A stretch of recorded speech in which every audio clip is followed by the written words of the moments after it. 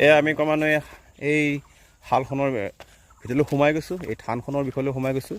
আৰু ইয়াতে বহুতেই নিজৰ মনোকামনা পূৰণৰ অৰ্থে ইয়ালৈ আহে আৰু নিজৰ মনোবাঞ্ছা পূৰণৰ অৰ্থে ইয়াতে শিৰ নত কৰে, ইয়াতে মূৰ দোৱায়। আৰু আমিও আজি আহি খুবেই ভাল লাগিল। এটা এনেকুৱা এটা স্থানত, এনেকুৱা এটা পীঠ স্থান, আমাৰ জনবিশ্বাসৰ পীঠ স্থান আৰু শদিয়াৰ অন্তৰত থকা এই স্থান, এই হ'ল বুঢ়া বুঢ়ী শাল বা বুঢ়া বুঢ়ী থান।